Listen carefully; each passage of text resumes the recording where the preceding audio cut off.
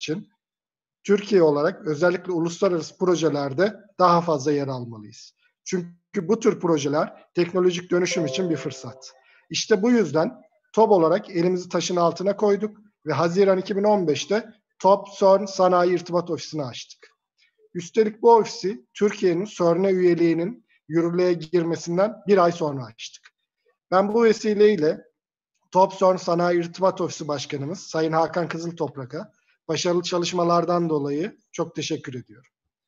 TOB Cern Sanayi İrtibat Ofisimiz sayesinde iş hacmimiz her sene 2 katına çıkarak bugün 8 milyon dolara ulaştı. 30'dan fazla şirketimiz bugün 80'den fazla siparişi başarıyla tamamladı. Teknik işlerin yanı sıra Cern 3500 çalışanı ve yaklaşık 15.000 akademisyenden oluşan kapasitesiyle pek çok kurumsal alımda yapıyor. Cern ihaleleri ile ilgili tüm detaylar birazdan webinarda anlatılacak. Cern'den Satın Alma Grup Başkanı Anders Unnervik ve Satın Alma Grubu Hızlandırıcılar ve Teknoloji Bölümü Başkanı Jerome Pirlot da bizimle birlikte. Ben verecekleri bilgiler için şimdiden kendilerine teşekkür ediyorum. Değerli katılımcılar, günlük hayatımızdaki pek çok alanda çığır açan, buluş ve yeniliklere imza atan Cern, yılda ortalama 350 milyon İsviçre frangı büyüklüğünde mal ve hizmet alımı yapıyor. Cern iş bitirme referansı tüm dünyada kabul gören, şirketlerin pek çok mecrada gururla sunabileceği ve şirketlere yeni kapıları açabilecek değerde önemli bir fırsat, referanstır. TOB Başkanımız Sayın Rıfat Sarcıklıoğlu'nun güzel tabiriyle Cern'de iş yapmak, Şampiyonlar Ligi'nde oynamak demektir. Ben bu kapsamda üyelerimizi Cern ihalelerini daha yakından takip etmeye ve bu ihalelere katılmaya davet ediyorum. Cern ihalelerine girme sürecinde ihtiyaç duyacağınız her türlü bilgiye TOB Cern Sanayi İrtibat Ofisimiz aracılığıyla ulaşabilirsiniz. Sözlerime burada son verirken bilgilendirme seminerinin hazırlanmasında emeği geçen herkese teşekkür ediyorum. Bu programın hayırlara vesile olmasını diliyorum. Hepinizi TOB adına saygıyla selamlıyorum.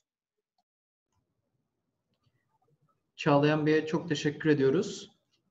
Şimdi de konuşmasını yapmak üzere sözü TOB Cern Sanayi İrtibat Ofisi Başkanı Hakan Kızıltoprak'a veriyorum. Buyurun Hakan Bey. Çok teşekkür ediyorum. Tüm katılımcılarımızı saygıyla selamlıyorum. Burada her ne kadar Cern'i dinlemek için toplandıysak da ben yani kısaca bu son 5-6 yılda gurur abidemiz olan firmalarımızı da kısaca bir tanıtmak, yaptıklarımızdan yani kısaca bahsetmek de arzu ediyorum. Ekranı hemen paylaşacağım. Hızlı bir şekilde yapılanlar üzerinden ilerleyeceğim. Herhalde görebiliyorsunuz. Çağlayan Bey zaten yani açılışı yaptı. 2015 senesinde bu yolculuğa başladık. Ülkemizin Cern'e ortak üye olmasıyla teknolojik anlamda bize yeni kapılar açıldı. Hızlı bir şekilde çalışmalara başladık. Her sene iş hacmimizi büyüterek ilerliyoruz. 2017 senesinde yine gurur duyduğumuz bir şekilde Cern'deki Sanayi İrtibat Temsilciler Kurulu'nun başkanlığına da seçimle gelmiş bulunmaktayız.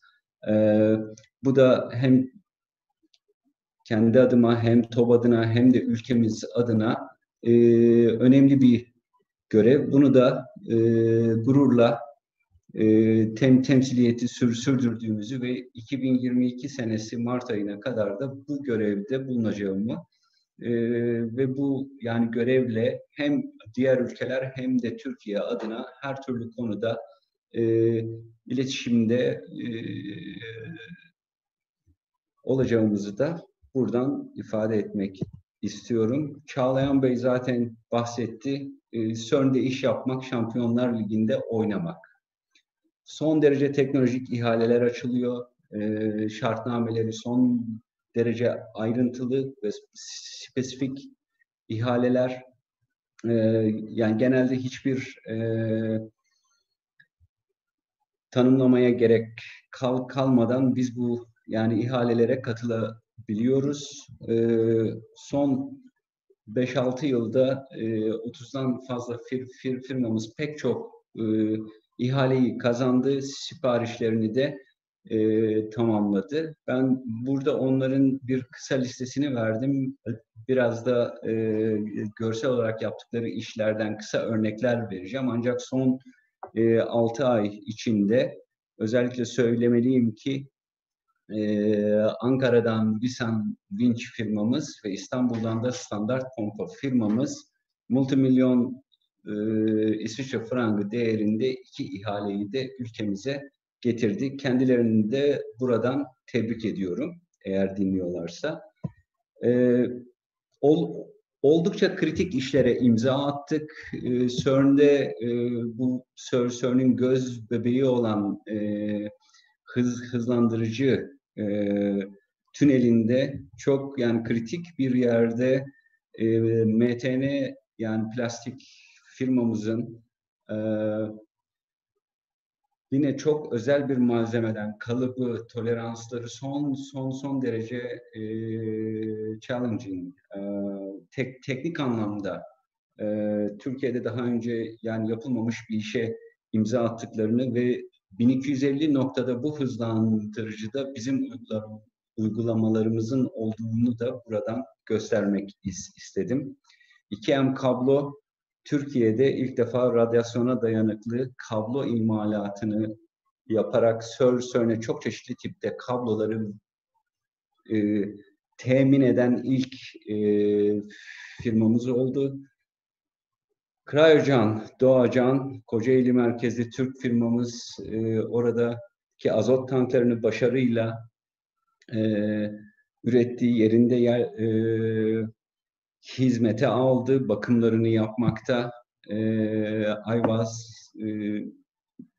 yine ülkemizin değerli firmalarından bir tanesi expansion joint'larda ve esnek metal ürünlerini verdi. Dora makina, HMS makina, Tora makina çok değerli mekanik işleri yaptılar. Albaksan özel soğutma disklerini, bakırdan özel soğutma disklerini Cern için hazırladı. Sönmez oradaki magnetlerde bu ışınların doğrultulmasında ve yönlendirilmesinde kullanılan özel bobinajları üretti. GES makina, mekanik assembly adını verdiğimiz yani kritik işlerde bulundu. Yine bu tünellerdeki hızlandırıcılarda kullanılan özel bir aparatı üretti. Ege Endüstriyel Kontrol 64'ten fazla pneumatik kontrol valfini temin etti. Okursoy AŞ özel alüminyum nötrino deneylerinde çok enteresan parçacıklar bunlar.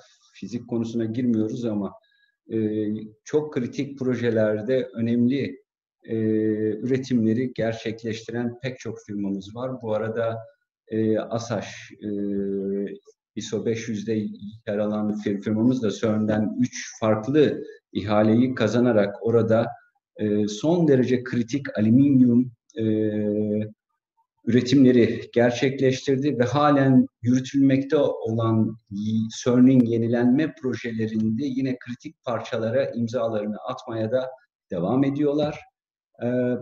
Özet bilgileri webinar oturumunun sonunda çok yani kısa bir şekilde vereceğim ama arzu eden tüm katılımcılarımızın yapabileceği şeyler var. Bunları daha sonra kısaca webinarın sonunda geçeceğim.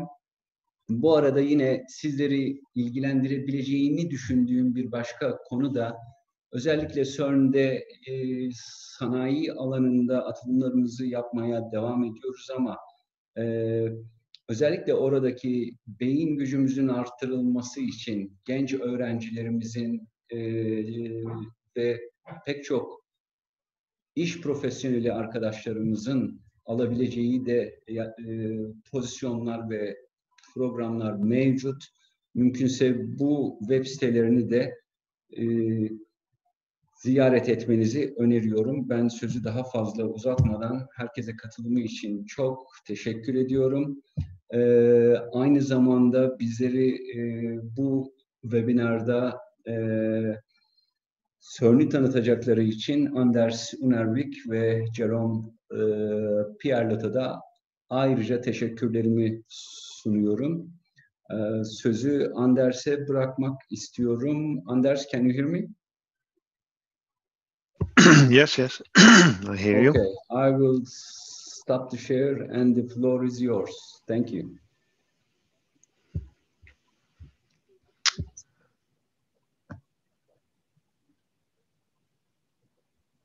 Okay. Do you hear me? Yes. Yes, good. So first of all, thank you very much for the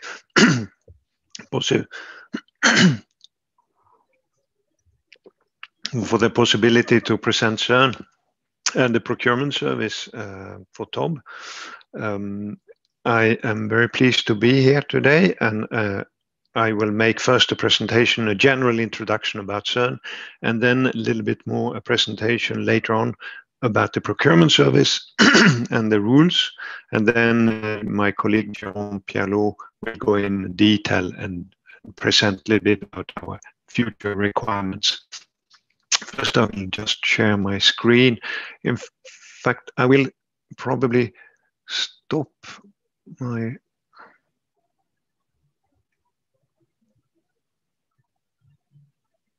like that. Okay, I can see the next slide right now. Can you turn off that? Okay. Well, and you yes, can just a moment. you can turn off your camera because your connection gets very slow. So the camera the camera is turned off. We don't see the screen now. Sharing the screen, okay. But it's what's going on? Just a moment.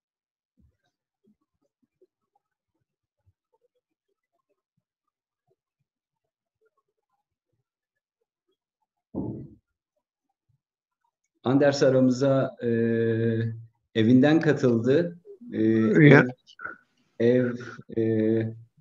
Ev connection'ında bir problem olabilir.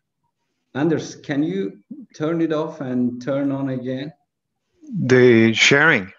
Yes. For some reason, it's blinking heavily. Now it's not. Yeah. But now it's blinking. I don't know what's happening here. Wait, let me see. It worked just a minute ago. Yes, just a minute ago. It was working fine.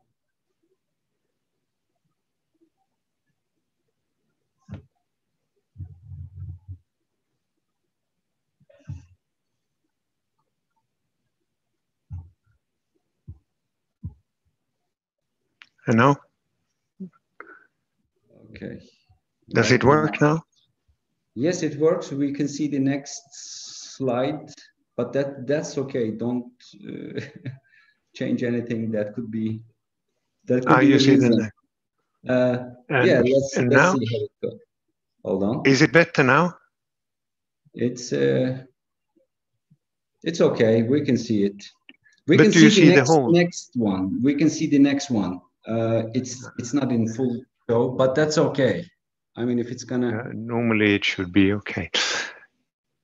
Okay, so let's do it like this then. Okay. So Cern is an introduction to Cern. We rest on three pillars, we used to say. The research is the fundament, that's a basis, and then innovation and education. For the research side, of course, the purpose of Cern is to push back the frontier of knowledge. We're looking at the secrets of Big Bang, what was the matter and the forces at the first moment of the existence, universe existence. To do that, we need to build machines, we need to develop new technologies for accelerators, detectors, new ways to treat the data, process data. And of course, for the new technologies, we need to train the scientists and engineers of tomorrow to be able to develop all this. And as a general principle, at Cern, we unite people from different countries and cultures all over the world. The Cern was funded in 1954, about 12 European states. It was sort of to stop the brain drain of scientists going to the US after the war. Today we have 23 member states and 8 associate member states in total. And we have also some applications for becoming a new associate member states, and we have a number of observer states. The budget is about 1.2 billion Swiss franc. That is 1.1 billion euro approximately. A number of staff employed by the organization, approximately 2,700, plus some 800 fellows. And then associates, users, the physicists coming to do the physics at CERN, about 12,400. They are not all at CERN at the same time. And of course, now with the COVID, we have there are much less people working on the CERN site. But in normal circumstances, about half at least of the users would be at CERN at any one time. And then there's 1,300 others. That's typically 1,500, I think, today. People working for contractors, personnel in the different workshops, the guards at the gates, etc., etc. The contractors, personnel working at CERN. In total, we are in normal time, I would say, about 10, 11,000 people working on the CERN site. Now, science is getting more and more global. You saw these 12,400 physicists, users coming to CERN. Where do they come from? Well, the majority come from the member states. And then we have a significant number of people coming from associate member states. And of course, the observers, and you will see the huge number of people from Russia and US, and then spread over a number of other nationalities. So it's really, truly a worldwide endeavor. Now, these are people, as they are registered, coming from different countries. And you can see, for example, there are 1,960 person from US, and you have 129 from Turkey. But these are not necessarily nationalities, because in US, for example, you have a lot of people with different nationalities studying in the US. If you look at it on the nationality level, you will see indeed that the US is a little bit less than coming from US. And in Turkey, it's 164. So in fact, there are more Turkish people at CERN normally than those coming from Turkish institutes. I guess a number of them may study abroad in the US or elsewhere, in UK and so on. Yeah, there you see the Turkish.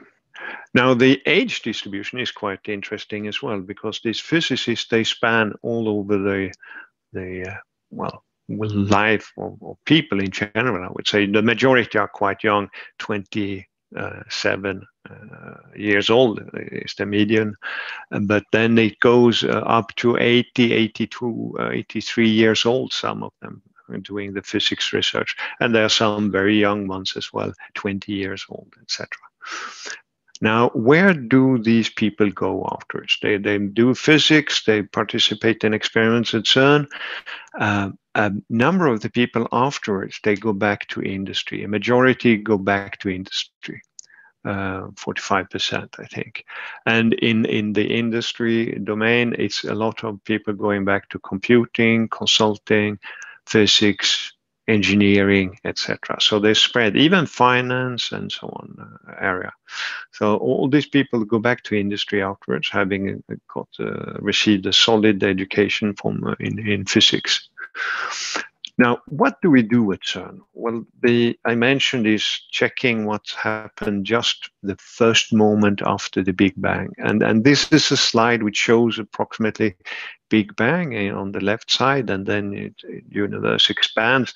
And it's on age, it's about 13.8 billion years old. And if you have it on a centimeter, you have another scale. And what we do, if you see this scale, you have on one side the right side, this is what you look at. You use the tools for looking at galaxies and stars and all that.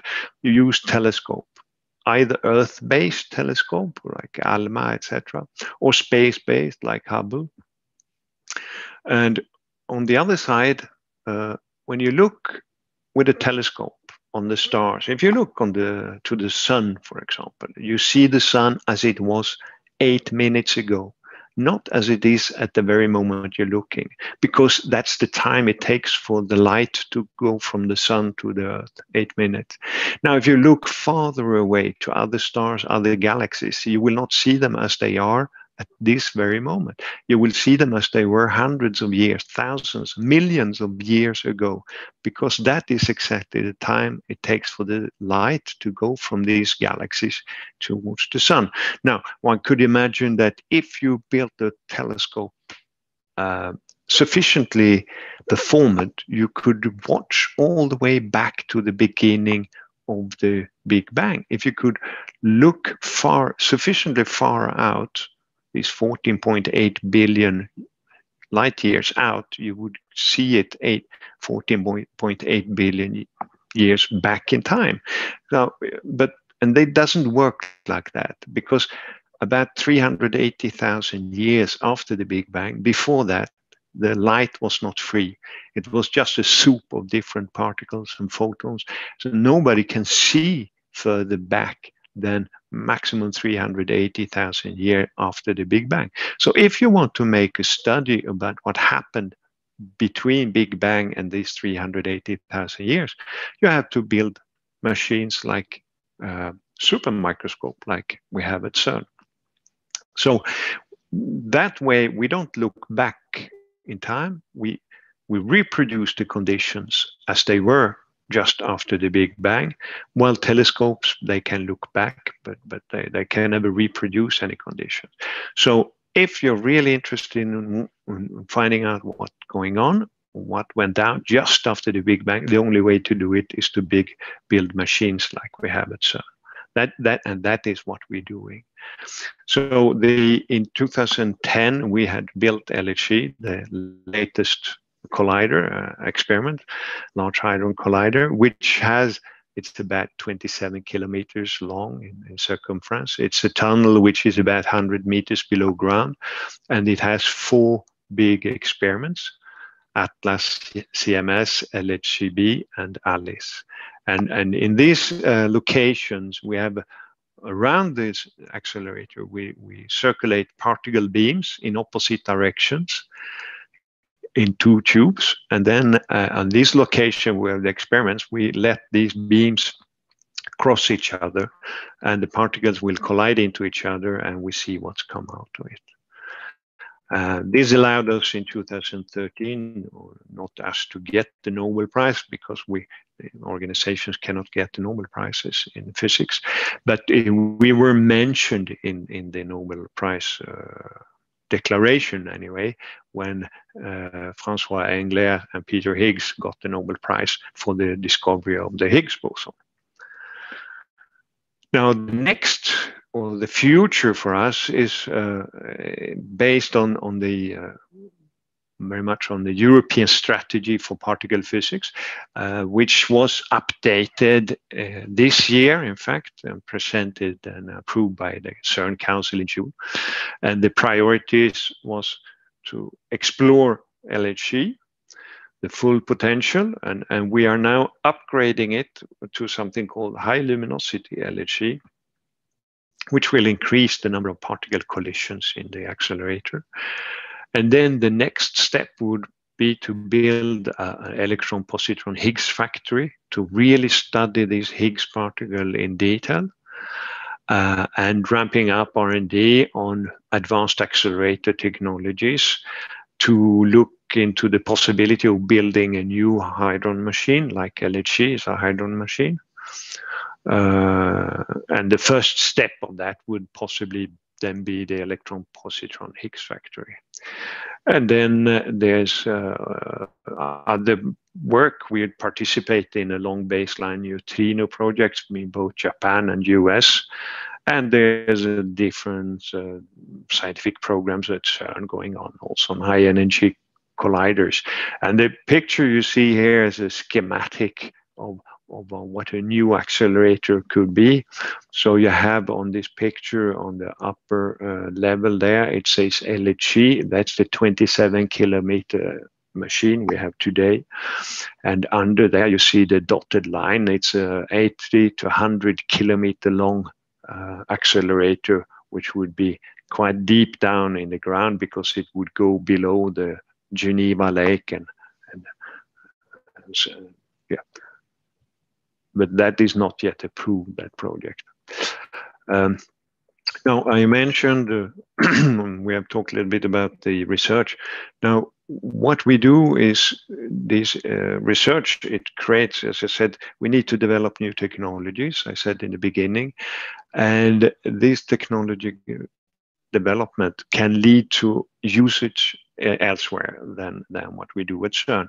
One of them is that with three technologies we concentrate on. One is the accelerating particle beams, one is the detection of what's happening in the experiment, and then the large-scale computing grid to process the data.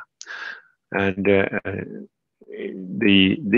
each of these have a lot of spin-off effect, particularly in medical science.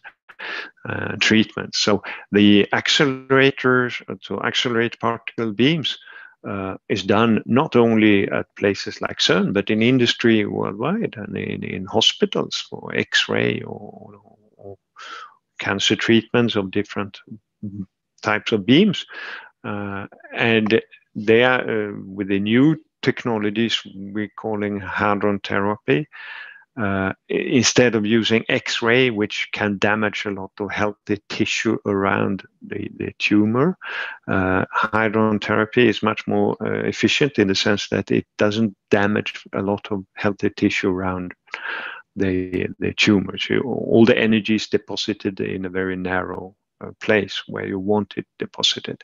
And thanks to work at CERN, the expertise of these kind of particle beams is now in Europe and to some extent in Japan. So we have designed some systems which have been built in both Italy and Austria, amongst other things, for particle beams using Hydron therapy. So this expertise is a clear spin-off from what we do at CERN. The same with the detection of particles that you can use in different scanners and so on. We have PET scanners, positron emission tomography scanners, and other scanners which are very efficient. These also spin off from what we do at CERN on the detection. And then the computing grid. You may know already that the World Wide Web was invented at CERN and developed at CERN. But now we are working on what we call the computing grid. It's a system where we have a lot of different computer centers collaborating with CERN, and CERN is the core of this network, and then we have different layers, tier 1 sites, tier 2 and tier 3 sites, etc. And today we are approximately working with 170 computer centers in 40 countries, and in total we have about 1 million CPU cores and a storage capacity of 1,000 petabyte, which is what 1 million terabyte approximately. We can treat about 2 million jobs per day, and the transfer rate, the global transfer rate, is about 50 gigabytes per second, which is enormous, in fact. I think a DVD film is typically 5-6 gigabytes, so you have a DVD film per second or something like that. I mentioned also education and trained scientists and all that, which we do. We have established what we call schools, in fact, at CERN. So we have a CERN school for high energy physics. We have a CERN school for computing. We have a CERN accelerator school, and these are not schools at CERN, but they are traveling around in different countries. And you can see, for example, you have a school of high energy physics in the Asia, Europe, Pacific region. They have been in Japan, India, and China, etc. There's a Latin American school of high energy physics. There are high energy physics in Russia, etc. And we have also, in a similar way, we have schools for computing and moving around in the world, and accelerator schools. We have also summer student programs, etc., and CERN teacher schools. The CERN teacher school is quite interesting because the idea is that if you can get teachers enthusiastic about physics, then they will be better teachers, and perhaps hopefully you get the pupils enthusiastic about physics as well. So that's the point. We have trained the teachers like that since 1998, and these are the numbers of teachers we've trained. And in Turkey, I think there have been 364 teachers been at CERN for, I think it's 1 or 2 weeks training.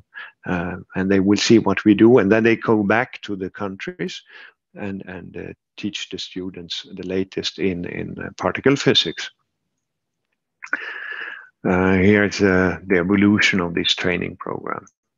We have summer students as well. I mentioned they come to CERN for a couple of weeks every year in the summertime, all from all over the world. And there have been, in 2019, there were 3 from Turkey. But they're spread, I mean, all over the world. Now, Turkey and CERN goes back a long time. In fact, Turkey had observer status at CERN since 1961. There was an international cooperation agreement signed in 2008. And in 2009, there was an application made to join in one way or another. And Turkey became associate member states in 2015. And there's a lot of involvement of Turkish physicists in the CERN programs. So in particular in the big LHC experiments, 3 out of the 4, I think they're heavily involved. And then there are some other non-LHC experiments where they're also involved. And been also involved in a lot of advanced accelerator R&D for the new projects we're talking about, CLIC, FCC, and so on. The institutes involved here, you can see in Atlas, Ankara University, etc. And I will not try to pronounce the name of these universities. I think you can read them yourself, but you see that there are a lot of involvement from different universities and institutes in different experiments. And that was my general introduction. So, thank you. Now it's time for your procurement presentation, right? Yes. Okay. Now let me. Yeah, just a moment. I will say something in the Turkish until you open it up. Anderson Ervik yıllardır CERN'de yer alan ve satın alma grubunun başkanlığını yürüten çok değerli bir arkadaşımız. Hem onların gayretleri hem de bizim yani çabalarımızla özellikle Türk firmalarımızın da başarılarıyla artık girdiğimiz ihalelerde Türk firmalarımızı gönderdiğimizde seçilmeleri gayet kolay oluyor. İhaleler için şunu söyleyebilirim. Herkes alınmıyor. Firmanın iyi olmasına bakılıyor. Odalar ve Borsalar Birliği'nden gelen her firma ise %99 ihtimalle alınıyor. Eğer quotation olmadıysa belli sayıda firmaları ihalelere alıyorlar. Eğer elimize hızlı tuttuğumuz takdirde çok geç kalmadığımız müddetçe tüm Türk firmaları rahatlıkla CERN'deki ihalelere katılabiliyorlar. Konularıyla ilgili alanda çok rahat iş fırsatı yani yakalama şansları da oluyor. Okay, Anders, I can see your presentation on the screen and it's much better, big, full screen. So the floor is yours. Okay, again. Thank you very much, Hakan. So I will continue then with a presentation about the procurement service. In fact, I will talk a little bit about the legal framework at Cern, the budget, a little bit very briefly about what we buy. My colleague Jérôme will go into detail to talk a little bit later about some imminent requirements we have, so I will just mention it in general terms. And then I will talk a little bit about the procurement service, the rules, the procedures, and the principles we have. Explain a little bit about our website, and show you some statistics and results for how Turkey has been doing so far. Now, as I mentioned before, Cern was created in 53. Well, in 54, in fact, the convention was signed in 53, but the organization was created in 54. And it is an international intergovernmental organization. So it's not subject to national law, but it's governed by public international law. This means that we are allowed to establish our own internal rules for the proper functioning. That includes the purchases, procurement rules, etc. Most organizations in Europe, for example, have to follow the European public procurement rules. We do not have that. We have our own rules, which have been accepted and decided by the member states, and these are the ones we follow. Some key numbers, you have already seen that. We have today 23 member states and 8 associate member states in total. Budget is about 1.2 million Swiss franc, and the staff numbers you see here, etc. Same as I mentioned. You see that we have about 110 nationalities from 77 countries in different ways working at Cern. The 1.2 billion Swiss franc is paid by the member state and associate member states. So each country pays according to its net national product. Germany pays the most, 20%. And then there's a number of countries at the end which pays 1 million, which is the minimum fee you can pay. So that's why it's exactly 1 million for many of these countries. Turkey is here about 0.5% to the budget. As an associate member state, the contribution to the budget is less than the full member states pay. And Turkey is an associate member state. Now 1.2 million in total, and Turkey paid 5.something million. What do we buy? Well, first of all, I mentioned before that in normal times we are about 11,000 people working on the Cern site. In fact, we have more than 700 buildings. We have 3 restaurants, we have hotels, we have our own fire brigade, medical service, we have even a kindergarten, etc., etc. So Cern is to some extent like a small town, and a lot of what we buy, part of it at least, is just bought to keep the place up and running. Building work, road work, etc. Civil engineering. There's nothing high-tech with it.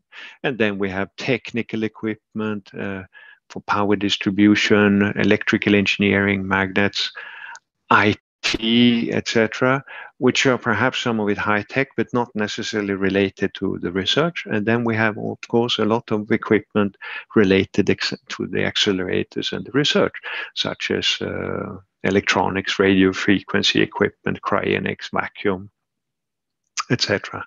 And then there are a lot of services. I mentioned that we have about 2,000 people working on service contract from contractors, personnel at Cern site. So it's a very varied list of requirements we are buying. Now, most of the times there are small quantities, but because we're not producing anything other than just doing physics research. But some of it very high tech, and it's a lot of a varied list of equipment. How much do we buy them for you. I mentioned we have a budget about 1.2 billion Swiss franc. And almost half of that we spend on the procurement side. So in 2019, we had in total expenditure of 532 million, a little bit less than half of the budget. It will go up, I think, this year.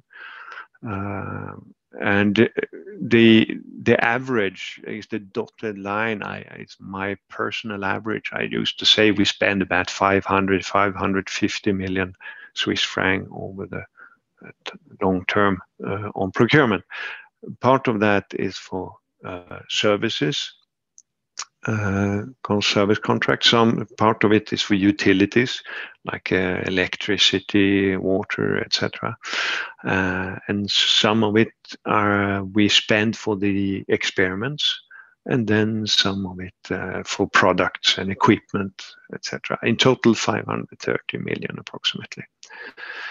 The rules of the service, we have a procurement service which is responsible for procuring all supplies and services for the organization. So anything from pencils up to superconducting magnets, cryogenic installations, and so on, we procure the procurement service. And we try to buy all these, making sure that what we get in the end, it meets our requirements and specifications. We do that, try to do it at the lowest possible overall cost. At the same time as we have to try to achieve a balanced industrial return for the Cern member states, and of course associate member states. It's always included when I say member states. And we also have to do it while respecting our own procurement rules, obviously. Now, it's not always easy to buy at the lowest overall cost and achieve balanced industrial return, but we have some rules to try to do that. Now, the rules are, as far as we consider, transparent and impartial. For example, we try to we publish them, and we try to contact companies in all member states and all that as far as we can. We publish our requirements to make sure that there's nothing really secret done and so on. Limited tendering in the sense that we decide which are the companies we contact, and we limited in principle to the member state and associate member states. We only go outside of these countries if we can't find it in the member state and associate member states, or if it would be much more less expensive outside these countries. Typically, we spend of the 500 million, something we spend perhaps 10% outside the member states and associate member states. 90% we spend in the member states and associate member states. Objectivity and equal treatment, fair competition. We are very concerned about objectivity and equal treatment. For example, when we compare prices, we do not take into account the transport cost in most cases. Even though it may be more expensive to transport something from Turkey to Cern than from France to Cern, in order to not penalize Turkish firms, we would not take into account the transport cost in the comparison. So when we decide whether it's cheaper, we decide it normally without the transport cost, just to give you an indication. We don't impose any currency. If you want to be paid in Turkish lira, you can get paid in Turkish lira. If you want to be paid in Swiss franc, you can be paid in Swiss franc. That is also to treat everybody in the same way. They choose their own currency. Selective tendering procedure is that we publish our requirements on the internet, but we don't send out the complete specifications to everybody. We have just as a published requirement is a summary of what we need, and anybody can ask to be contacted. But in the end, Cern decides which are the companies it invites to bid for the different requirements.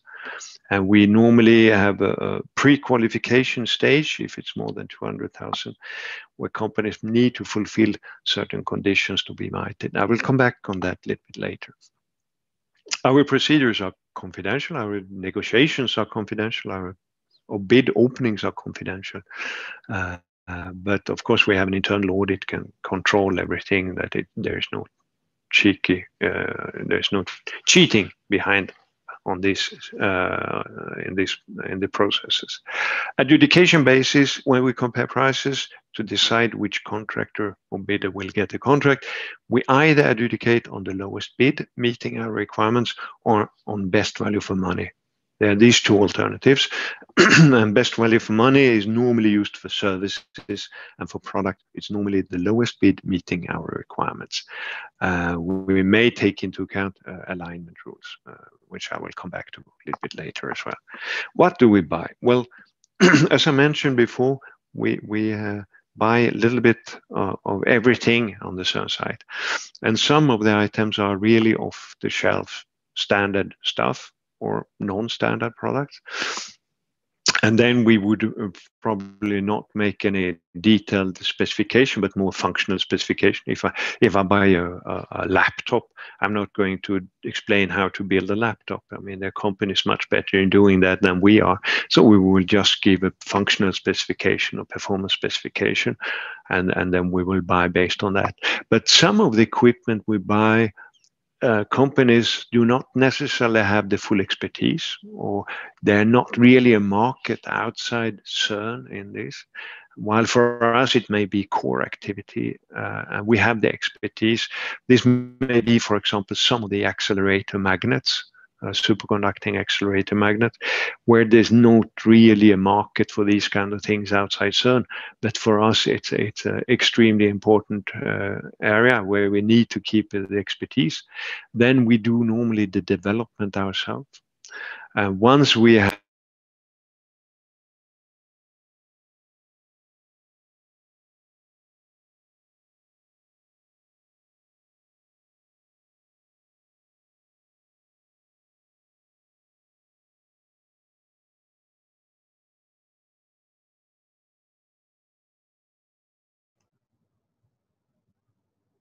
Hakan Bey, can you hear Anders?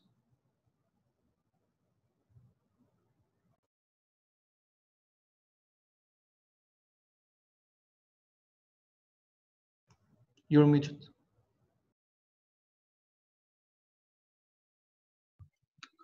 Jerome, we lost Anders.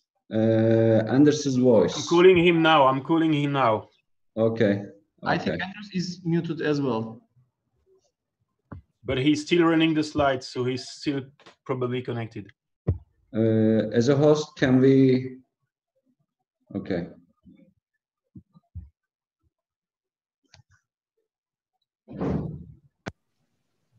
Okay, do you hear me now? Yes. Yes. Yeah, I don't know what happened. I was muted suddenly. But, okay, so I will start sharing again.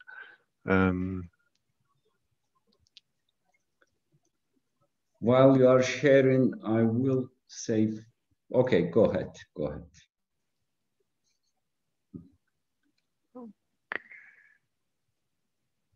So here we are.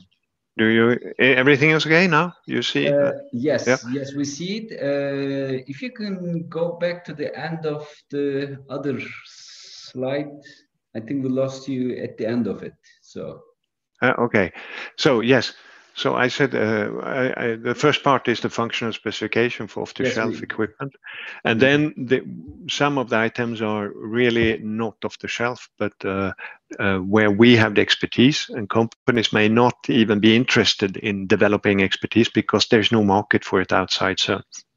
And there I gave the example on typical some of the accelerator magnets, superconducting accelerator magnets, which are a very limited market for. So there, for us, it's extremely important because it's a core activity for Cern, for building the accelerators. So there we do normally the develop ourselves and we design the product. Once we have a prototype which works, we would then go out and ask companies to bid for based on bid to print specifications. So we will tell them exactly how to assemble the magnet, with what components, material, and sometimes we even provide the components material, and sometimes we provide even the tooling to do this. And companies just build according to a recipe what we provide. So we cover everything between the extreme off the shelf up to the very extreme build to print specifications. Now we have three types of inquiries, we can say. The low end is the small price inquiries below 10,000 Swiss franc. And then we have between 10,000 and 200,000 Swiss franc. And then we have what we call the invitation to tender, which goes beyond 200,000 Swiss franc. The small price inquiries, normally our technical colleagues can do that themselves if they want. And provided they follow some basic rules, and basically they ask for 3 bids, and we award or purchase order to the lowest bidder, which meets our requirements. Then we have between 10,000 and 200,000 Swiss francs. Normally, it should be managed by the procurement service.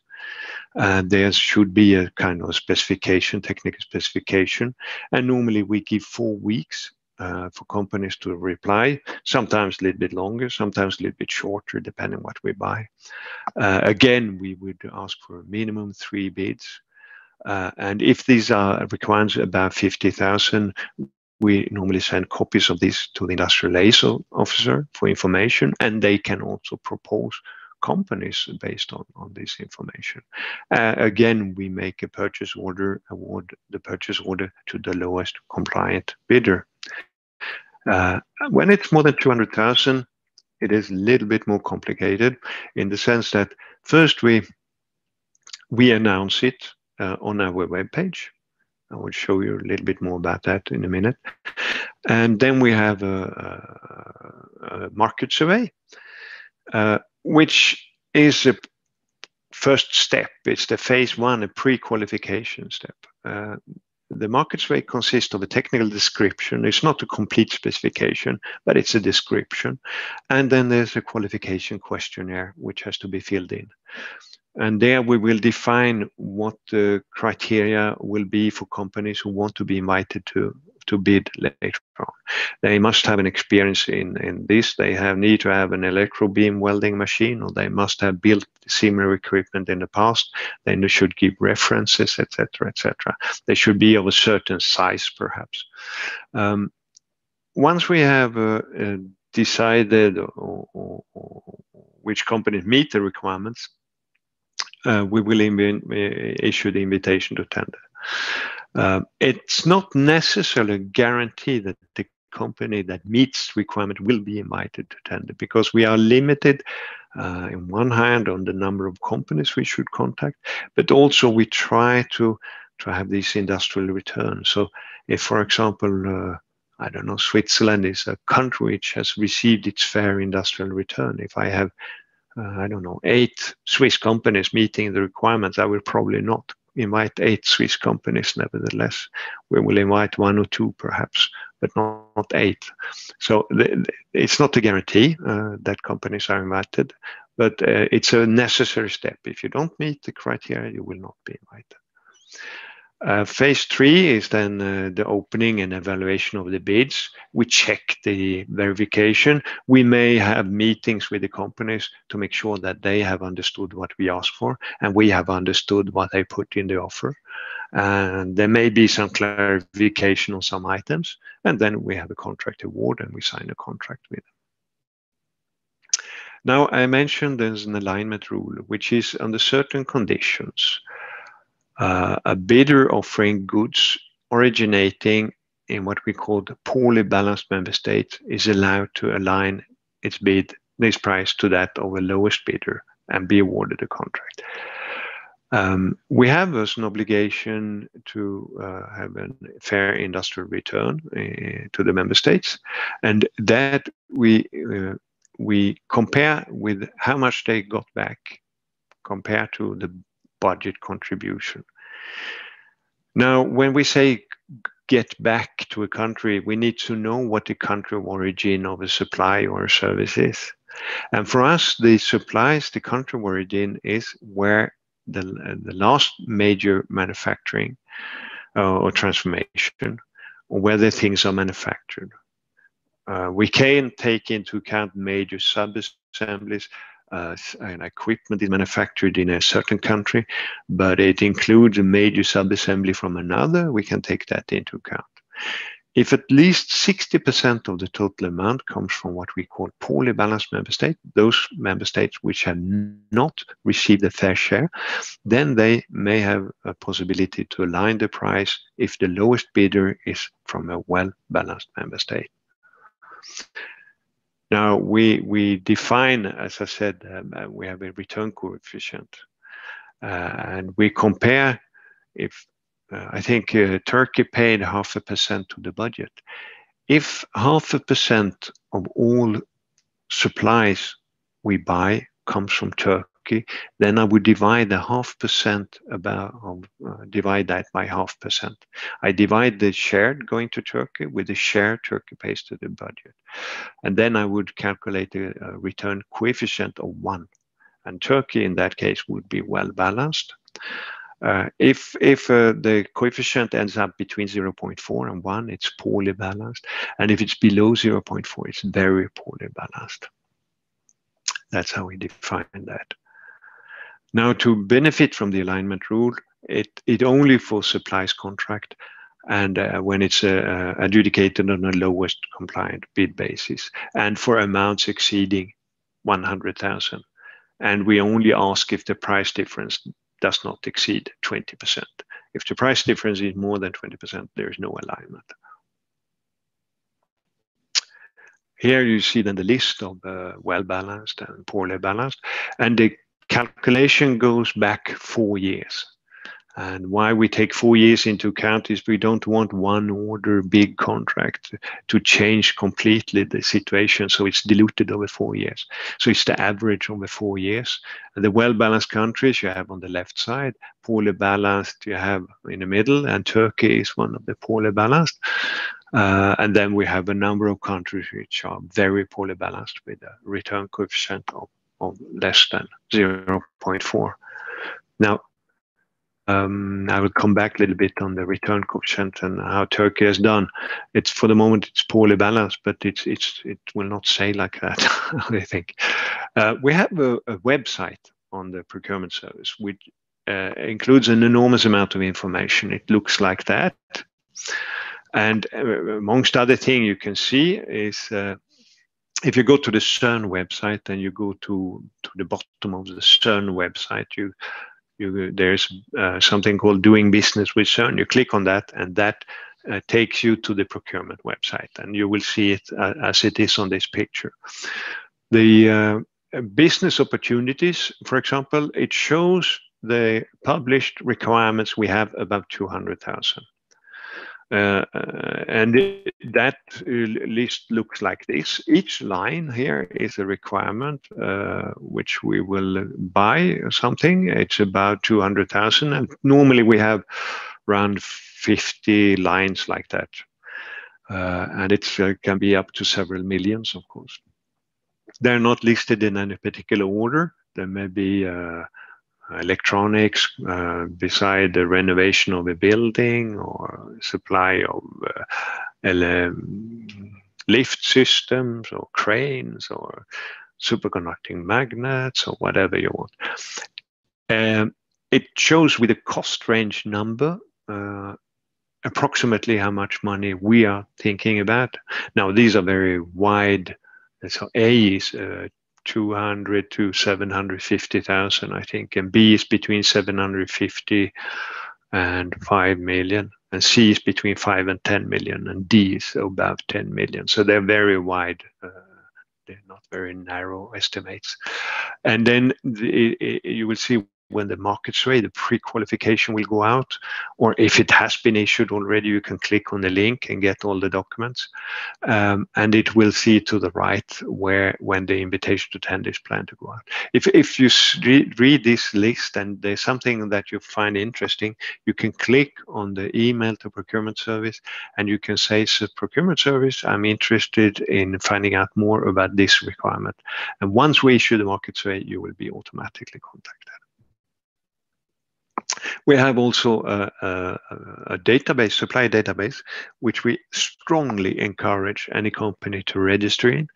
You will register for a number of procurement codes, which we have defined. If you're interested in, I don't know, transformers rated a certain power, you can register for that procurement code, which refers to these transformers. If you're interested in electronics, certain type of electronics, you can register for procurement codes for certain electronics.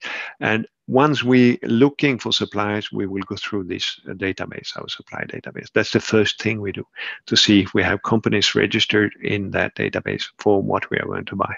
So, and in order to get an order, you have to be registered in the database. So we strongly encourage you to do that. It's quite easy. In fact, this is how it looks like.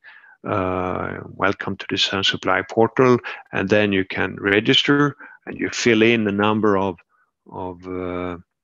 drop-down lists like that. If you're a company and what you're interested in, there's no particular issues here, and you will be registered.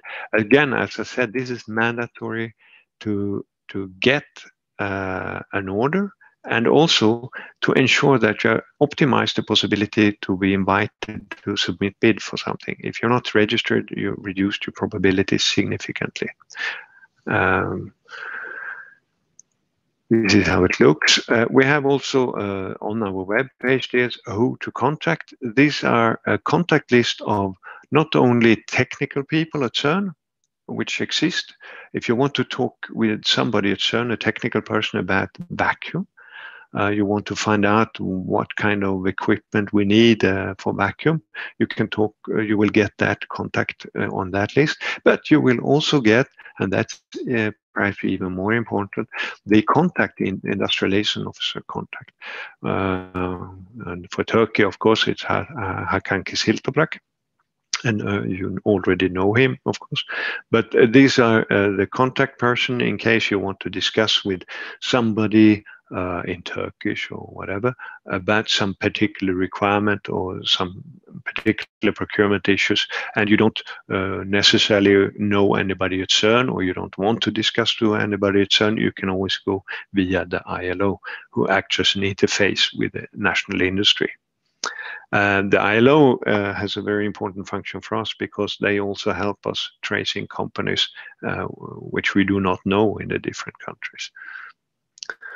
Some statistics for Turkey. We have today, I think, approximately 129 companies on the database, Turkish companies.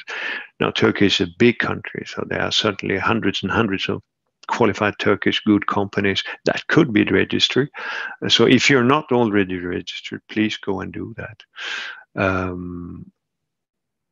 This is the what we call the industrial return to Turkey. I mentioned that we compare to what goes back to Turkey compared to the contribution to the budget. And the gray line here is the industrial return coefficient. So the green line is the target. It's 1. It was a little bit less before, but it's 1 now. And it's also 1 in 2020, in fact, even if you don't see it here. And the gray line, you will see that the last 2 years, the industrial return for Turkey has been above the target. But since we define a country based on the previous 4 years, the average over the 4 years, Turkey is still poorly balanced. But considering the evolution of number of orders going to Turkey, it will probably not remain poorly balanced. That means Turkey gets its fair share of supply contracts to Cern. which is positive in a way. You can see the columns here show the money actually expenditure going to Turkish industry, and it goes up. It's 2020 is of course a temporary number. We don't know what it will be yet. We have some ideas, but and 2020 is a little bit strange year anyway. But there are still possibilities that it will go up for Turkey. I think it will, in fact. What do we buy? Well, the most of the type of equipment we bought from Turkey concerns electrical engineering and magnets. There are some vehicles. Some of the cars, I think Peugeot, are produced in some of them in Turkey. And there are mechanical engineering, mechanical structures, etc., etc. So some spread over the different areas. It's not only limited. Here are some of the biggest suppliers in 2020. There are some contracts here which have been recently awarded, so we will spend much more later on. But these are based on how much we have spent this year so far. These are some of the companies. I just make a list like that. You may know them. I think Hakan mentioned Visan and Standard Pumpa in his presentation as well. I saw that. Now, what's the advantage of doing business with Cern? More than you get paid for what you deliver, of course. But there are additional advantages. There was a survey, there have been many of these kind of surveys, but the latest, I think, was in 2017, where 600, almost 70 companies contacted in 33 countries contacted. And were asked in a questionnaire to define what they got out of doing business with Cern, more than just getting paid, as I said. 48% of them said that thanks to the Cern requirements, because sometimes we ask for a lot more, perhaps, than what they produce normally, of a higher standard or more performant, they improve the products and services because they adapted them for our needs. 42% had to develop new products. 55%, more than half, considered that they improved the technical knowledge in their field. 18% found to open a completely new market to address thanks to the Cern order. 62% used Cern as a marketing reference.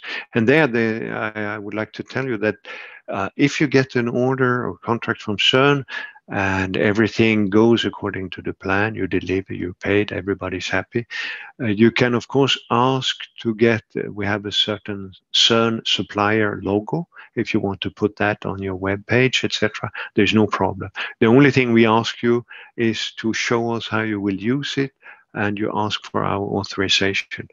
But if everything has been handled in a proper way, you will get that authorization. And then, of course, companies found it financially interesting, even if, I must say, competition is hard. Competition is hard because companies see these additional advantages, and they do not necessarily counting on earning a lot of money on a contract with Cern, but they get it back in different ways by technological learning, other markets, Cern as a marketing reference, etc., etc. Now, I'm getting to the end here. What's then some hits and tips for companies? The most successful companies are often small at Cern. They're often not the biggest companies, which normally often want to sell what they have as product and they don't want to modify anything. Often companies are successful at Cern if they are small, medium-sized and flexible. They need perhaps to adapt a little bit to our requirements. They need to ensure full understanding of our specification. A company which thinks that what we ask for something more than what we ask for, they will probably be too expensive. And since we adjudicate contract on the lowest price, meeting our requirements, they may be too expensive and they lose. If they don't meet the requirements because they misunderstood them, they thought we asked for something less than what we asked for, they will also be out. So in case you have any doubt about what we ask for, the specification, ask. There is no problem in asking us. We want you to be sure what we ask for, and then we want you to make the best price based on that. And that's as well, communicate with Cern any problems. Once you got the contract order, if you have any problems, issues, contact Cern, discuss it with us. It's often much, much more better if we are aware in the beginning, perhaps we can even help you, than come at the last moment and tell us that there's a problem, which may cause an enormous problem elsewhere for Cern. Take into account test requirements and documentation. Sometimes we ask for a lot of tests and a lot of documentation. Not always, but sometimes take that into account and make your best offer directly. As I said, competition is hard. If you keep aside some money because you think that, well, you will get it anyway or something, you may be too expensive and then you lose out on it. And then, of course, make sure that you have good working relation with your subcontractors and partners to be able to fulfill the requirements of Cern. I think these are just standard. There is nothing particular in this, but it's just worth to repeat it. And thank you. That was my presentation. Okay, thanks a lot, Anders. It's I really do appreciate for the comprehensive presentation. Oldukça detaylı bir şekilde Anders'in sunumu dinledik. Sonunda da ben bir iki şey ilave edeceğim ve yani bizim web sitemizle ilgili bilgileri de yani vereceğim. Kısa bir toparlama yapacağım. Şimdi Jerome yani bize şu anda Cern'in web sitesinde yayınlanan büyük alımlar hakkında bilgi verecek. Jerome, thank you for participating in this event, and we'll be waiting for your presentation, and the floor is yours. Thank you. Thank you very much, Hakan, and good afternoon, everyone. My name is Jérôme Pierlot, and I'm in charge of the procurement for accelerator and technology in the procurement group at Cern. I will present today several examples of challenging upcoming tenders at Cern. It's, of course, just a selection of what we have currently in stock, and as indicated by Mr. Inervik, you can consult the full list of our tenders on the procurement website. It's very simple. It's www.cern.ch. So this will lead you to the main public page, and at the bottom, you go and select the link Doing Business with Cern. And all the information presented by Mr. Unervik and the shopping list will be reachable from that link. In all the slides today, you will find the same kind of information. You will have the title, which will give you information about the scope of the supply, as well as the unique tender reference number. This unique number has to be reminded in all communication with Cern. We are processing more than 300 tenders every year, so this is the only way we have to quickly identifying that which tender you are referring to. Then you will find the cost range. The cost range corresponds to our own estimation of the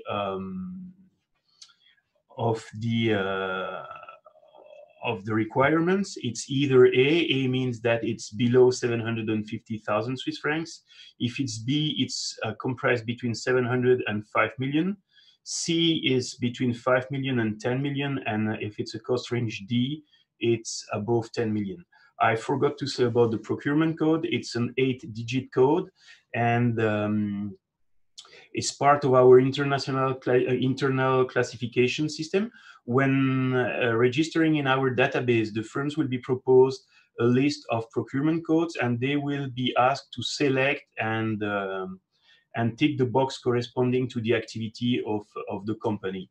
And it's very important to do this because the first step when the procurement process starts, we will go in our database and we will extract the potential bidder and create this list of companies to be contacted based on this 8-digit code system. Then you will find the planning. The planning will give you information about the market survey and then the invitation to tender. As this has been explained by Mr. Inervik, for important MS, for important tender above 200,000 Swiss francs, we first qualify the company through a market survey, and then we send them the invitation to tender. Then you will have the description and specific conditions. So this will give you information about difficulties or special qualification firms shall have in order to be qualified for the invitation to tender.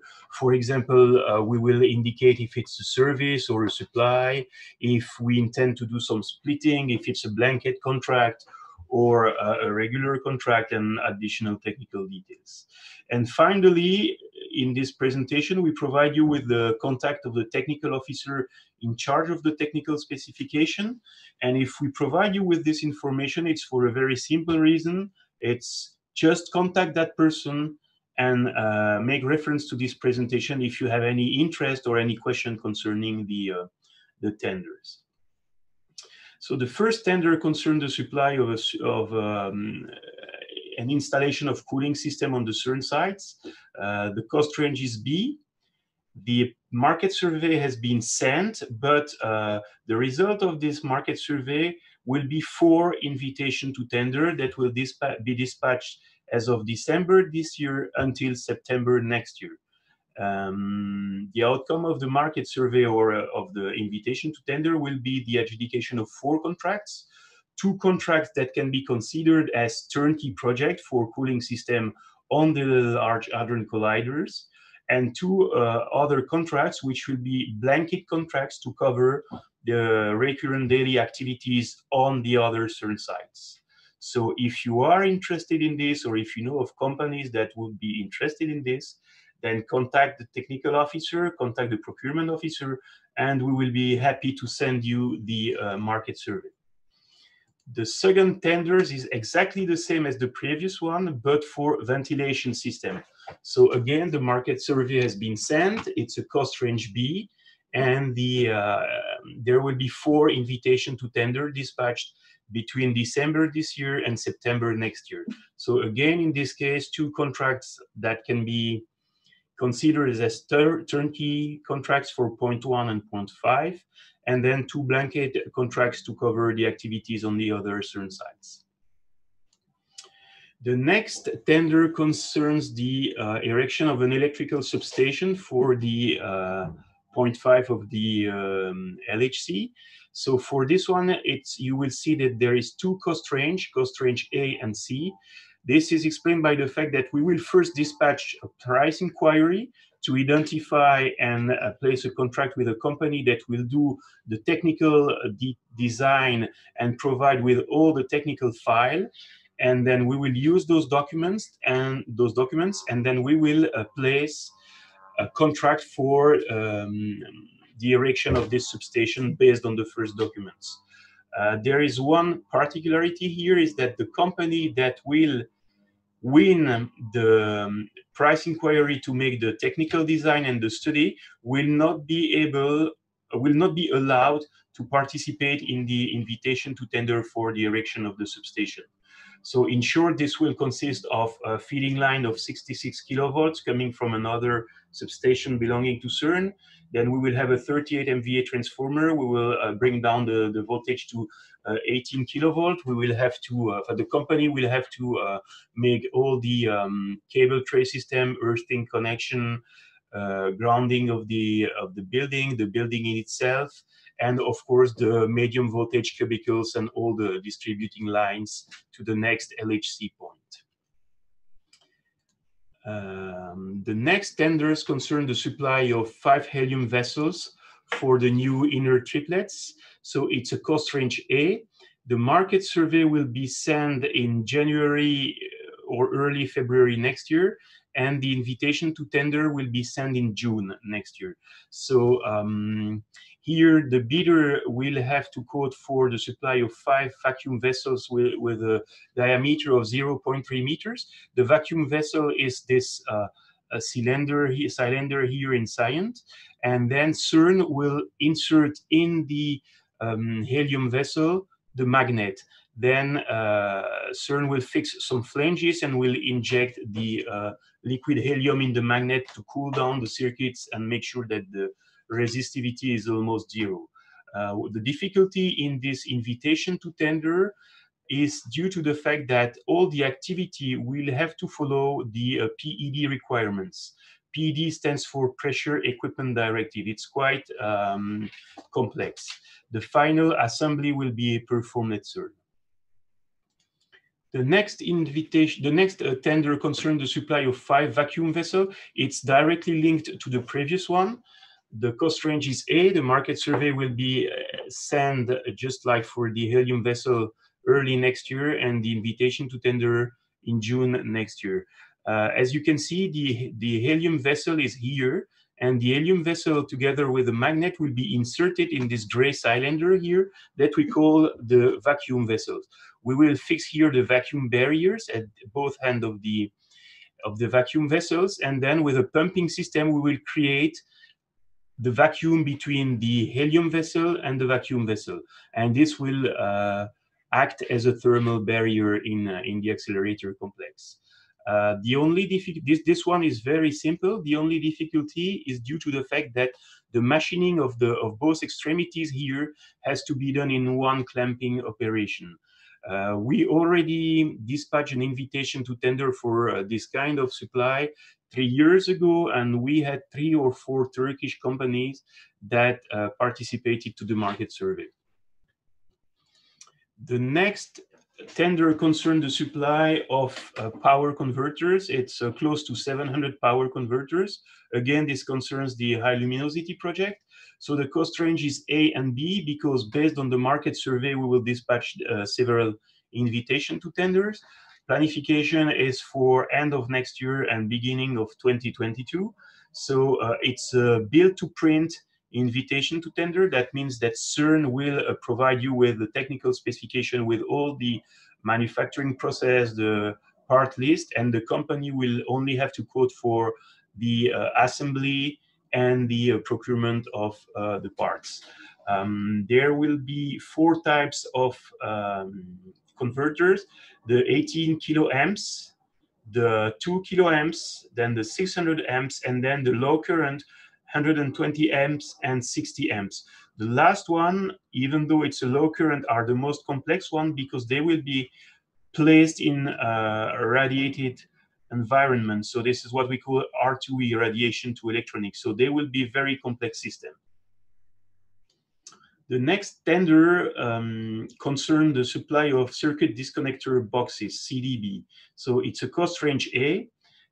We will first place a DO in 2020, in December this year, for the supply of disconnector boxes. And then we will place a market survey and invitation to tender for the supply of 146 earthing system. And then finally, we will place a market survey and an invitation to tender to select the company that will make the integration of all the systems, the installation and the testing in the accelerator tunnel. So just to give you a little bit of background information, this is a system that Cern has invented, and this will allow our technical colleagues to go and intervene on the magnet just by switching to earth the power cable. So it's an easy and quick way to work safely on the magnets. The next tender concerned the supply of 32 CLIQs units. CLIQ units are coupling loss induced quench, so it's a cost range B. The market survey has been sent and is still open. The invitation to tender was supposed to be dispatched in December this year, but will be postponed until February next year. And the role of the CLIQ unit is basically to inject, in case of a quench in the magnet, to avoid any thermal gradient and degradation of the magnet. When a quench is detected, the CLIQ unit will kick in and will inject a current constantly in the magnet to make sure that it becomes resistive in a constant way. Again, this one is a build to print, and the difficulty will be in the procurement of the parts. Just for information, the capacity storage system will be provided by Cern. The next one concerns the supply of energy extraction switches. It's actually the same idea as the previous one. It's to protect the magnet. The previous example with the click units concerned the magnet with a high current, 14 to 18 kiloamps. This energy extraction switches is the same principle, but for lower current, up to 600 amps and 2000 amps. And instead of injecting the current, because the involved energy is lower, we will extract the current. So again, it's a cost range A. The market survey will be sent at the end of this year, and the invitation to tender will be sent in 2022. It's going to be a functional specification. So we will provide the company with the functionalities and the characteristics of the system, and we will ask the company to provide us with a technical specification. The difficulty will be in the energy absorption and in the 2 millisecond time for the commutation of the system. The next tender concerns the supply of carbon fiber half shelves. We know that we have a very good Turkish company because for a similar project, the company made a very good offer. Unfortunately, they were not ranked first, but it was a very competitive offer. So here Cern will buy a half shelf with a D shape, with a cross section, a D-shaped cross section. The length of the half shelf is about 1.3 meter. And the difficulty here will be in the concentricity of the D-shaped half shell. Cern will use this to place a measuring system inside and bring the entire system in the magnet to be able to perform the magnetic measurement with enough accuracy. The market survey has been sent, and the invitation to tender will be dispatched maybe end of this year, but we are experiencing some delays, so probably early next year. Again, when the market survey is sent, if you are interested or if you know of companies interested, please send us an email and we will quickly send you the documents of the market survey. The next tender concerned the supply of cryogenic cable for beam position monitors. So beam position monitors are devices installed in the vacuum chambers to know in real time where is the bunch of particles in the vacuum chambers. So this one is quite difficult because there are two challenges here. The first one is the type of cable, because the cable is first in a vacuum environment, then we'll go through the liquid helium, so 5 Kelvin, and then we'll come to the ambient temperature. So there is an important thermal gradient in the cable. And then the cable will have to be laser welded to a connector. And this is the second challenge, because the laser welding must be perfect. There is no place for micro cracks. If during the welding process we introduce micro cracks, then the air will rush in the system and we will break the vacuum of the chamber and of the accelerator. The next example is the supply of 2 sets of custom-built transport and handling vehicles. It's a cost range B. The market survey has been sent, and the invitation to tender will be sent in March next year. And for this one, we are looking companies that are capable to design from scratch a vehicle that will go in the assembly hall, that will load on the trolley the magnet, that will pull the magnet along the tunnel following a white line, and then with 2 arms that will be able to shift the magnet and put it in its final position, it's the tunnel. So this is a functional specification, and we want the company to have a proven competence and experience in design of custom-built vehicles. So the competition is really open. If you are interested, and if you know of companies doing this, please contact us, and we will be happy to send you the market survey documents. The next tender concerns the supply of water-cooled cables. It's a simple one here. So there are 5 types of cross-section: 500, 800, 1000, 1300, and 2000 square millimeters. Here for this one, Cern will supply the external sheets for the very simple reasons that it has to be rad hard. And one of the specificities here is that the company, to be qualified to receive the invitation to tender, the company shall give evidence that they have the facilities to be able to test under water pressure the water-cooled cable. We have already received name of companies proposed by Mr. Kiziltoprak. The next invitation to tender concerned the supply of standard prefabricated concrete blocks and beams. It's very easy. The market survey has already been sent. The invitation to tender will be dispatched early next year. It's very simple concrete blocks and no difficulties in this one. I choose to add this one also to inform about the fact that we do not only buy special requirements for Cern, there are also standard products. The next one concerns the tender for the supply of site supervision system.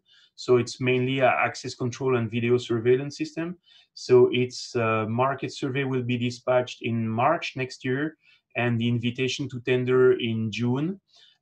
It's a blanket contract, so the company will have to provide a list of prices, and the company will have to integrate video surveillance system, access control system, and perform the associated computing infrastructure and cabling.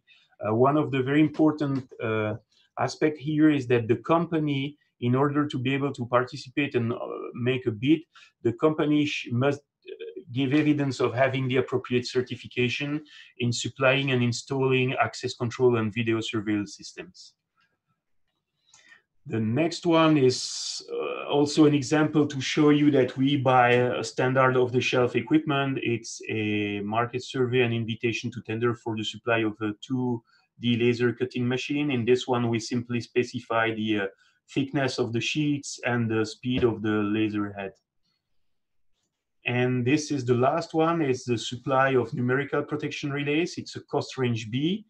Market survey is supposed to be sent this year again, but we are delayed. So it will be in February next year. And then the invitation to tender will be dispatched in June.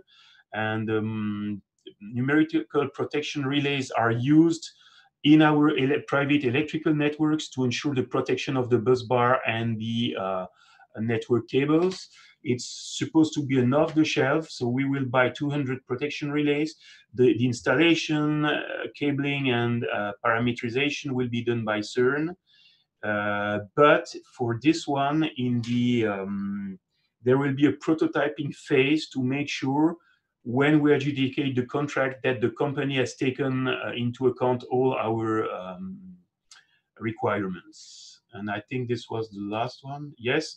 This was the last example, so thank you for your attention. And again, as I said, if you have any question, please do not hesitate to contact either the procurement office or the technical officer. This is part of our activity.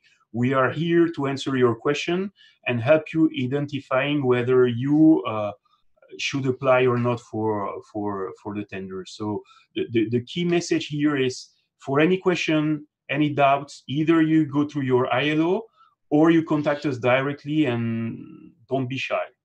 Thank you for your attention.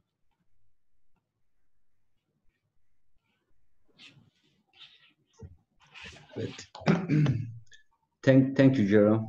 I will have some closing remarks, and if you send us, I will just a second share my screen. Ekranımı paylaşacağım. Yani 1-2 dakika daha konuşacağım. Ondan sonra sözü Cahit Bey'e bırakacağım. Şimdi burada daha önce bunu göstermiştim bir önceki sunumumda. Sorular geliyor. Sunumları gönderecek misiniz? Sunumları eğer bize e-mail atarsanız cern@toborg.tr'ye gönderebiliriz veya bir linkten download edebilirsiniz. PDF olarak yani yayınlayacağız. Buna yani benim sunumum da dahil. Buradaki linklere tıklayarak web sitemize gidip Cern'deki firma veri tabanına nasıl kayıt olabileceğinizi o linklere tıklayarak bulacaksınız. Web sitemizden okuyacaksınız. Şimdi şöyle Cern'in veri tabanına kayıt olmanız bizim açımızdan önemli. Çünkü 50.000 İsviçre frangının altındaki alımları biz de göremiyoruz. Yani sanayi irtibat temsilcileri de göremiyor. Cern bu alımlar için kendi veri tabanından bulduğu firmalardan teklif alarak bu gibi ihaleleri kapatıyorlar. O yüzden Cern'in firma veri tabanında olmanız her açıdan önemli. Bunun yanında büyük ihalelerde, yani 50.000 üzeri, 200.000 üzeri ihalelerde de sizin oradaki satın alma kodlarına göre verdiğiniz ilgi alanlarınızdan sizi bulup buraya doğrudan davet gönderebiliyor. İkinci husus söylemek istediğim, Top Cern Sanayi İrtibat Ofisi duyuru ağına kayıt olabilirsiniz. Biz bu 50.000 ile 200.000 arasında yalnızca sanayi irtibat temsilcilerine, ben ve benim gibi 29 arkadaşa yalnızca bize gelen duyuruları sizlerle doğrudan e-mail üzerinden paylaşıyoruz. Herhangi bir yerde açıklamıyoruz. Şartnamelere bakıp ilgi alanınızdaysa bu ihalelere girmeniz için de bizim üzerimizden çalışmalara başlıyorsunuz.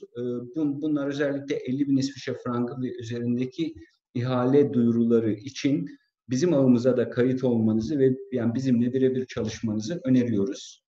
Aynı zamanda Top Cern Sanayi İrtibat Ofisi'ne duyuru ağımıza üye olduğunuzda şimdi Akkuyu Nükleer Santrali ile ilgili duyuruları yapmaktaydık. Şimdi yeni bir protokole de imza atıyoruz. Bundan sonra her ihale açıklandığında bizim de hızlı bir şekilde haberimiz olup bunları size daha hızlı iletme şansımız olacak. Aynı şekilde Akkuyu için de hem teknik alımlar mevcut hem de idari konularda pek çok alımlarda mevcut. Özellikle TÜBİTAK ve Horizon 2020 duyuruları için her duyuruyu yapmıyoruz ama sanayicilerimizi ilgilendiren özel konular olduğunda sizlere duyuru yapmaktayız. Bu ve bunun benzeri toplantı ve organizasyonlar olduğunda da sizlere ulaşabiliyoruz. Bir de bize yalnızca Cern ve Akkuyu özelinde değil, bazen hem kendi network'ümüzden hem de yurt dışında diğer işbirliği yaptığımız yerlerden ihale duyuruları gelebiliyor. Bunları da sizlere duyurmaya çalışıyoruz. Web sayfamıza girdiğinizde bütün bu kaynaklara erişiminiz olacak. Bunların üzerine tıkladığınızda göreceksiniz. Web sitemizi de kısaca göstereyim, oryante etmek amacıyla. Hemen onu da açıyorum. Ondan sonra da sözü Cahit Bey'e bırakıyorum. Web sitemize geldiğinizde ana sayfamızı göreceksiniz. Cern'de planlanan büyük yani 200.000 İsviçre frangı ve üzeri alımlara ulaşmanız için linkler burada mevcut. 2020 itibariyle yapılan bazı duyurularımızı da buradan görebiliyorsunuz. Yine yani yukarıda gittiğinizde faydalı bilgiler Cern'e tıkladığınızda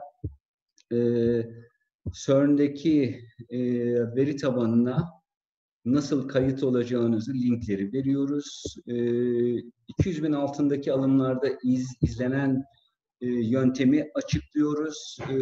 Önerimiz şimdiden bir sunumunuzu elinizde bulundurmanız. Akabinde çok kısa bir süremiz oluyor. 3 veya 4 hafta benzerinde. Bu 3-4 hafta içinde Cern'e hemen başvurup ihaleye kabul edilip fiyatlandırmayı yapmanız da gerekiyor. Genelde işte firmalarımız şartnameye bakıp yani tedarik zincirini incelediğinde 1-2 hafta geçmiş oluyor. Yani 2 haftalık bir süre yani kalıyor. Bu arada da sunum hazırlamakla meşgul olmamanız için önden nasıl bir sunum beklediğimizi burada açıklıyoruz. İlginizi çeken ihale geldiği anda düğmeye basıp yol alıyoruz. İnşallah nükleer güç santralleri ile ilgili Akkuyu hakkında da burada genel bilgiler var. Bundan sonra da ihale duyuruları için biz sizlere e-mail göndermeye başlayacağız. Benim söyleyeceklerim şimdilik bu kadar. Sunumlar için bana cern@toborg.tr adresimize e-mail atabilirsiniz. Sunumları web siteme de koymaya çalışacağım. Gelen sorularda Cern'e kayıt için bilgiler mevcut. TOB'a bize kayıt olabilirsiniz. Bir de bir arkadaşımızdan bir öneri geldi. Jerome Anders, can you hear me?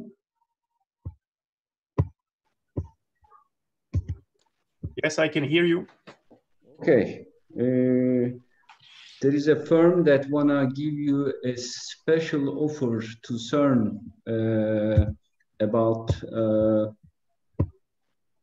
travel opportunities for Cern employees to Turkey. I will send you the information. They wanna give Cern employees some special deals on your vacations for Turkey. I will pass that information to you. And if you want, you can distribute it. I will share the info with you. Okay, Cahit, it's all yours. And Anders and Jerome, thanks a lot for your participation. And Cahit is gonna make the last closing remarks. Thank you. Thank you very much. Mr. Hakan, and as well to Jerome and Mr. Anders. Hakan Bey, şimdi el kaldıran bazı katılanlar var. Onlara dilerseniz bir söz verelim. Sorularını canlı yayında da cevaplamaya çalışalım. Eğer bağlamanız mümkün olabilirse. Yalnız Evet. ben soru cevaba geçmeden önce anketimizi başlatıyorum. Katılımcılarımızın da bu anketi doldurmaları halinde çalışmalarımıza büyük fayda sağlayacağını iletmek istiyorum. Şimdi değerli izleyiciler, ekran altında bulunan Raise Hand, el kaldırma tuşuna basarak söz isteyebilirsiniz. Ben de buradan sizleri yayına bağlamaya çalışacağım. Şimdi Zuhal Gözü Küçük el kaldırmış. Zuhal Gözü Küçük, bizi duyabiliyor musunuz?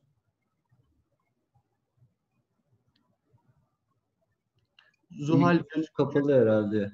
Evet, Zuhal Gözü Küçük, ekranınız altında bulunan mikrofon işaretine tıklayarak sesinizi açabilirsiniz.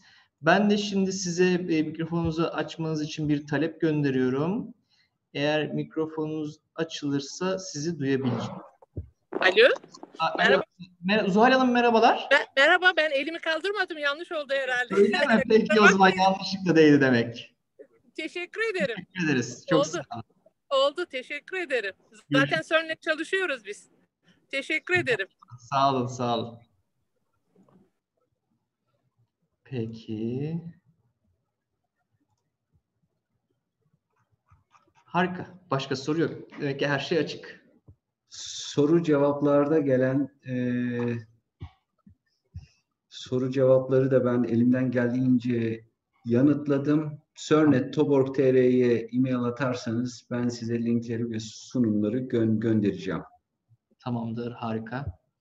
O zaman yavaş yavaş sonuna doğru gelelim. Son olarak eklemeniz bir şey var mı Hakan? Eklemek istediğiniz bir şey var mı? Ben herkese katılımları için çok çok teşekkür ediyorum. Jerome, Anders, thanks a lot for your participation as well. And we will be in touch. Çok teşekkür ederiz herkese katılımları için. Yine webinarlara devam ediyoruz. Önümüzdeki süreçte de önümüzdeki haftada alacak sigortası webinarı gerçekleştireceğiz. Çağlayan Bey de geldi. Çağlayan Bey, sizin eklemek istediğiniz bir şey var mı? Çok teşekkürler Cahit Bey. Ben de bu güzel bilgileri verdikleri için Türk şirketlerinin Cern'de daha çok yer alması arzusuyla hem Hakan Bey'e hem Jerome'ye hem de Anders'a çok teşekkür ediyorum. Çok çok sağ ol Çağlayan. Görüşmek üzere. Herkese iyi bir hafta sonu tatili. Sağ olun. Sağ olun, kolay gelsin.